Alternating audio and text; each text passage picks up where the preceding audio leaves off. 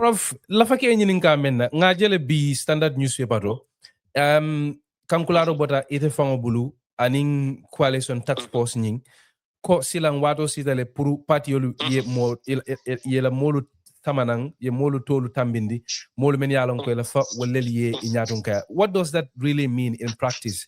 Wobo molu nyoto bang?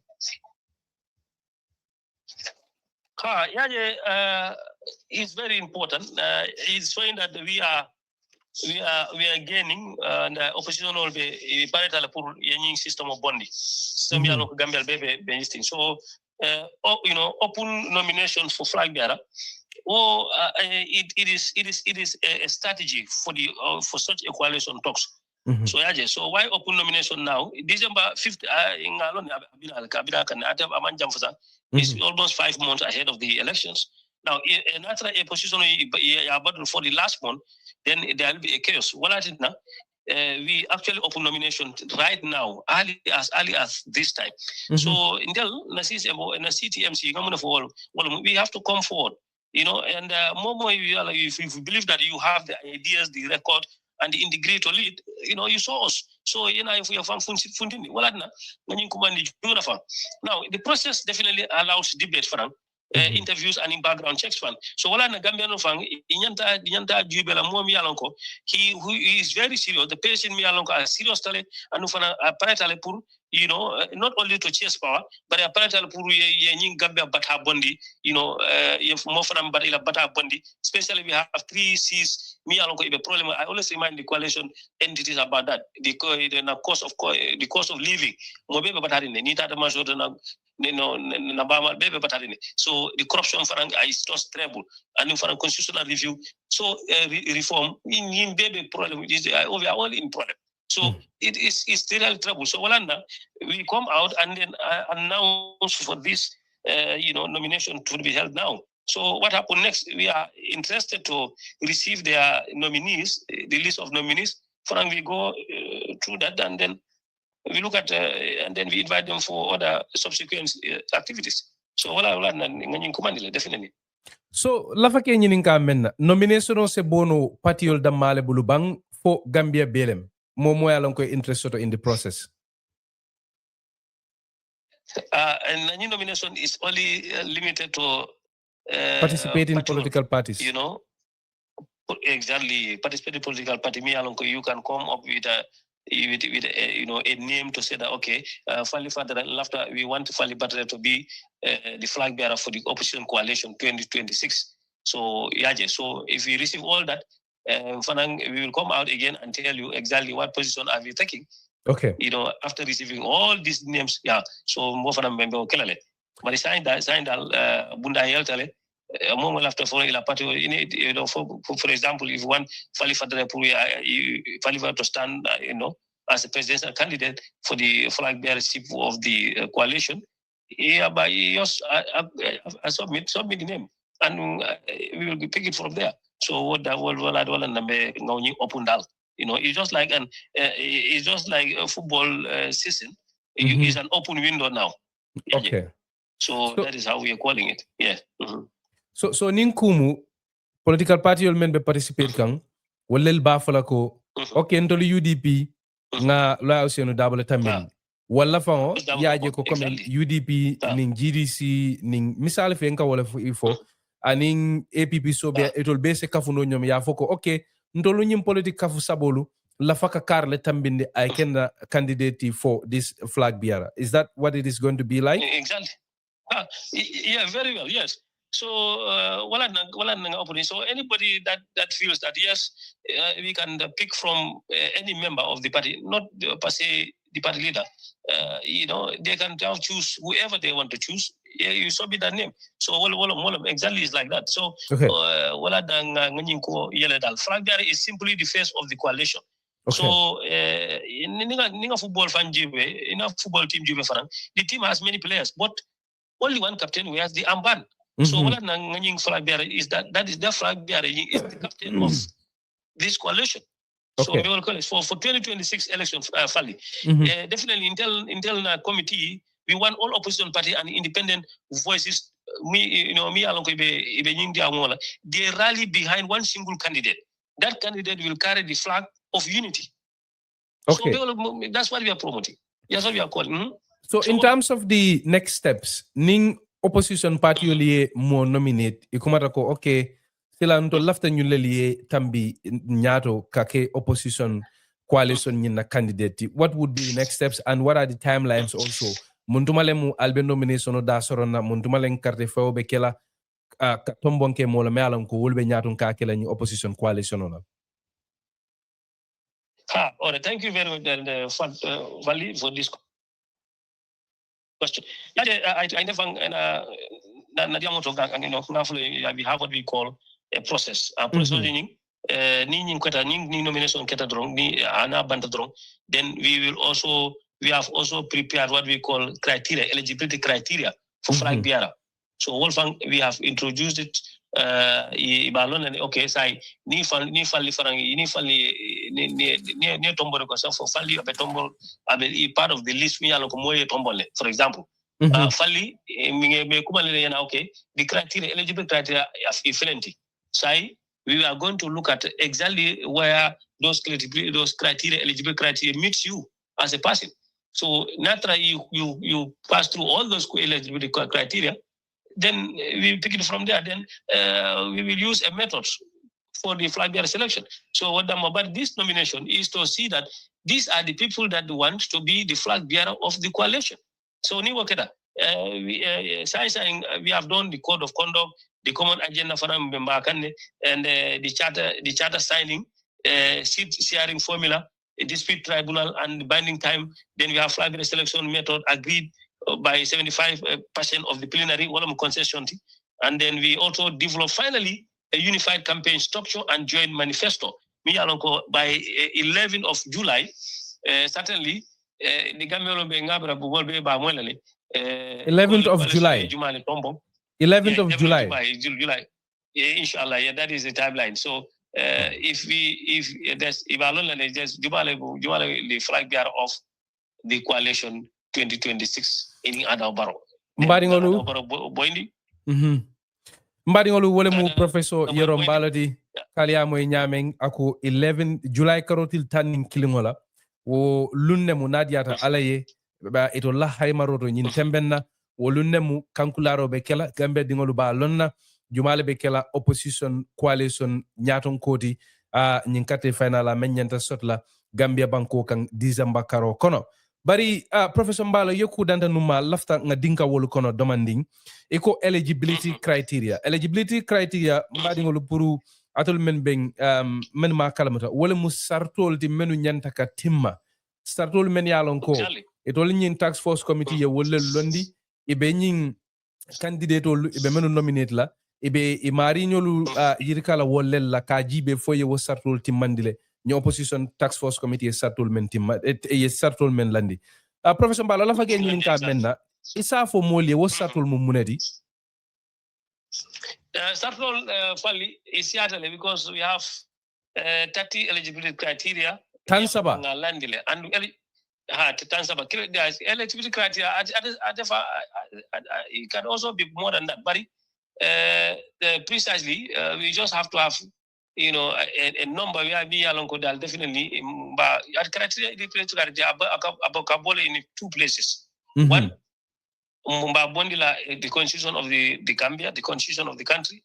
Okay. 2, if the other one is electoral laws. So those are the 2 sources of eligibility criteria. So now from the constitution, as a candidate, you have to be citizenship. You have to be a citizen of the country. Okay. So the other one, so malafi ngakobe this thing so but those parties that are actually involved in this coalition talks, what are how we presented before them about this eligibility criteria so ni nomination issuing ni natrai ko be nem so be natalang told be natani ya sendane. Then we can now come out and tell them, okay, well, for each of you the one ngani lande already because na kumo na kachajana mo be so ngako be this drop So bung kono fi kachalom. So balla fi ko big lunch outside. But the criteria anybody that meets the criteria and you go by definitely we will pick you from there, and then natra mo saba mo nani, for example, meet all the criteria. We will use another method to discuss to come down, and then we have what we call concessions. The concession in the now filter down, in coalition talks building, coalition Flagbearer selection. If the concession fail, we are going for voting, and then we don't want to reach to that level. And I'm sure all coalitions, successful coalition, iman tafang on voting side, because voting it brings division, and malafi division on us. So the concession will definitely accept this coalition listing, and we want everybody to go to accept that to concession. Definitely welcome the concession. So what the malum definitely finally. So Nico consensus pour mol meni alon ko ibe tumando bato imang kuolu bonyoto bake, because yala ninteka kibaro ke jankata mamale la membe sirin swokna be lamoy kan. I just want everything to be so consensus mbadi ngol wole mu coming kambengo basically kambengo e soto opposition lu tema songo e soto e tema nyala men ya tinda fang fo itita karte fayla wali to sotla kono puri da mawal ye kacha ye kambeng ye song mo clear tambi. So a comment Professor Mballow be mem fokam. Sorry? Comment Professor Mballow be mem fokam. Mobe so okay say nga fali select based on political compromise fali so nga tambini wala mo concession. So ning atara woman soto ning atara e man kambenno ka mo kilin tambindi mune musim fati albe mentala. Bari wobe soto ni mo want soto dorong mi bida election voting bekela so wo voting ning lafta ngalo woleto mbari akamdo ko internet o Kenya mbe na kumakangol kasele nyoka na alse hakatu wala doratul membe la moy kam. But Professor Mballow lafta nga dabento jibe wala mu nying voting quote albe carte o talano la nyaadi le nyim patiol tema nyaadi le abe kala ko bebe kanyen na laban equal number of votes, but how is it going to go about, how are you going to go about that? Ani yaje coalition Flagbearer selection method I taman siro sotole wolum approved by 75% plenary resolution. Sai definitely the selection method we have what we call weighted electoral college. The Flagbearer shall be chosen through one round. All right, through a one round weighted delegate vote combining parties, state and regional representation on civil society input. So, but this will also avoid winner takes all dispute. While reflecting genuine national support. So, new work at that weighted electoral college for filterly, then we go for delegate composition. Delegate composition, party delegates 60% allocated proportionally, based on the agreed seat sharing formula. So, but Fali, consensus will definitely be accepted because mobile after change. How we are actually seeing every participating entity in this coalition talk, you are ready to compromise. You are ready to compromise for the interest of the nation, for the interest of the citizens. Anybody that is calling me a Prof, people want these coalitions to succeed. People want this coalition to come out quickly so that we can save this Gambia from sinking. Everybody is talking about this coalition. So there is appreciation in the minds of people that this is the only solution for our problem. So voting definitely, I'm not too sure the party will accept that at the end of the day. But even if they do, we will do it, as I said, with the right method, because method will be theater. We also have candidate eligibility card. So the two methods will either be that consensus or voting. And voting, it has to be based on, as I said, either on delegates, we can send invite delegates to come, but it cannot be, on a separate issue. So we have to have everything balanced. So, in Kobe Senate, opposition, everything is on fairness, everything is on honesty, and everything is also on competence and transparency. Definitely. Prof, ikam mem foteng ngamira mobe be lafila walela. kambengo e soto oppositional da mangol ye nyomoy ye mo tambinde bari ndol be ngala nako ni opposition party lu ibe mandara ka ko yenin you know nyakilingola they have different views on how the opposition coalition building process should be handled mbina wotola in a bit bari la fake nyinin ka menna jamaado sobri menna wala mu ko nyin askena be laban na carte fayole la pour que consensus sama nay da mangolti ma kambe ngase koleano la but Nico, the weighted electoral college, what does that mean in layman terms? Pour mo le meni alon koy ma faham. Is it coming alba jibele la patiol be warali nyoy nyame aliye carte wonyon carte nankamo di labang? Can you break that down for us please? This weighted electoral college, one of the flag bearers shall be chosen through a one round. Only one round of voting. One round. Okay. Yeah, one round. Well, weighted delegate vote. The weighted delegate vote combining party. You know? So we will vote combining the party. So when we invite you, you as a delegate, you will vote combining the party strength. So party strength is important there for this weighted electoral college. You know, how is that? Maybe, for example, Fadera Party only, you know, it has what you call, a very formidable support in rural Gambia, for example. You know, but in urban Gambia, no, so you know, there is no strength, there's no complete strength on that. But we are saying, definitely, rural areas, there is a massive support for this party, rural area, and different urban areas. So equally, there is equal support.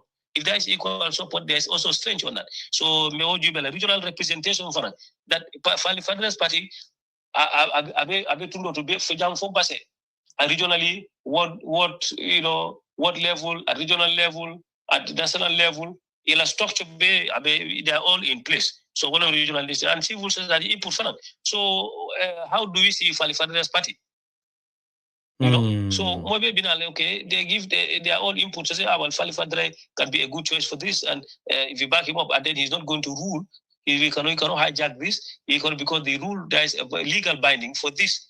So everybody will bring your inputs. And definitely here. The only boss we have for Fali, one of the Barinatra is backed by this coalition. So that's what we call weighted electoral college. So it's supported by a lot of arms. So this avoid winner takes all dispute. So if you win, you cannot take everything because you are supported by, you know, by arms. So but Prof, saying albo determine no la nyadile comme patiola sembo albo haima no la nyadile alba denna nyin carte fay tambira la men soro da bang falba alfansu controle kala bang how would you go about that? Exactly. Well, thank you. You are seeing, in fact, I think you know, you are on your questions. In fact, you are answering you're giving the answers. So the measurement we are going for that weighted electoral college. The measurement will definitely fall on the last election on 2021 election, president election. You know, we have all seen exactly what were the outcomes of each of these parties. UDP, how many thousands? If we want to percentage that, we know how many percent they got. GDC, how many thousands of voters votes they got. Then we want to turn that to percentage, Majela, you know, and APP Sobia, how many percent, you know, NUP, how many percent. So more contested, you know, the last election, we have the numbers, of course. So party could all do. Percentage is also there. Party could all farang. We will number them. We will still number them because, you know, we have methods. We have we use a method. Each of them will have definitely a percentage. So Kobe is transparent. We don't want to be ambiguous in our process. Everything is open, you know, in the room. Those who are attending the meeting, they know that we are really very neutral. We are really very fair. We are not looking at who is who, what is what. We are looking at exactly what the government people want. Everything, even after we have not gone for voting. When you come, we will place you. There is a method we will place you on, or with that method will give you a percentage. Yeah, definitely. Prof, without running the risk of putting you on the spot, but kafukotangolu men be alla nyin kata ko kono men manke political party to follow. UMC, for example, and you also mentioned another movement. Wala ko belala nyadile in this process? Yeah, well, we will put them on the other group we call, civil society input. Well, I know I told you about this. What are these? Weighted delegate vote combining party, strange regional representation, and civil society input. So what we place them under that, so that they will also bring their inputs. So the input from that is what we measure now. So and then they all have a share of this process. So nobody will see himself or see herself as a party that is isolated. So nobody is there because everybody is important. You see, fali yaje in koto, momo distinct drong, momo lose drong. There is a divided vote. And malafi wala. Wala na intel kambeon anyan telefon anyantele. In fact, it is a necessity. It's not a luxury. This kambeon is a necessity. What kambeon balia? It is we are losing, and then what we are trying for, we will never be happy with. When we even more sound more tattoo. So the walk out, we are not encouraging anybody to walk out, and anybody that want to run in slow, we are asking you to come and partner with this coalition building, and then help solve this problem that the government people are facing. Until we are seeing, I'm telling you, all the political opposition coalition talks, we are involved in this coalition building. They all have the intention to salvage this Gambia because we can see them, we can see that in their faces. This one really want to help Gambian people. Well, and now is the responsibility of the government to voters. Let them also come and say, look, we are going to vote for you if you all unite. So wala kambe I'm telling you anu barobe bola janne is going to go down. But Prof, lafake nyininka menna. I think nyinebe mobe Yes. miroto signing. Wale mufo sobe. Yes. Ya wakilo je nying opposition party to lebam. Fete lata la ko nyunube kamben no la because nyaje mbo fokan. Ngajela already while be caring in terms of nying coalition o kobe tamala nyameng. UDP will think that kabiring follow la eko. Ito lel siata ning coalition be kela ela jigomu mendi wala muko moko tangol nyantale ye bambu itol koma. Ngajele Esa Fall, Hani Bifang or Talib Ahmed Bensouda, he was on the newspapers today saying that opposition nyaton kola tambindro manyan na denna nambala kafo ko itol la molu siata to malti. So party size la ha. So la fa ke nyinin ka menna, do you really believe deep down ko nyunu is a kamben nole is ye mokilin tambinde? Fali intel fan kambenta already munanda ngofo kambenta already is kambenta because na nyimito ni kabringa teti from on the 18th of April funds bila capital bay karale everybody responds to the meeting every Saturday and on time. So what literally is already kamben already technically farang there is compromise so say this question is better because is on every Gambian's mind, fam. As we walk, we head towards December 5th, 2026. Can the opposition really unite? Yes. The short answer is yes. They can. But Prof.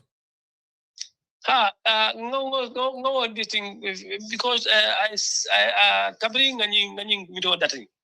Covering that and we are seeing no disagreement, no agreement in the room. On any agenda that we bring for them, people bring their input. Party leader, they bring their brilliant ideas to say that yes, and nobody is talking about personality. Especially, we are not talking about with your personal or party line. What do you talk about? The agenda that we bring for them. That is the agenda they talk about universally. In fact, they talk about it. Naturally, they are talking about what exactly government people want to know, want to hear, I want to have, and want to hear. Not my party. Nobody is talking about my party. No. So wala na ngafujani kambe for aketela already because you don't talk about your party. You talk about Gambia. But I'm telling you, So what among is already there. So yeah, it has happened before, but this 2026 is going to happen. It's going to happen because we cannot afford to allow 2016 happen. I mean, even they don't organize it well because everybody confessed that the party in 2016 it was not organized as how we are doing it. There wasn't any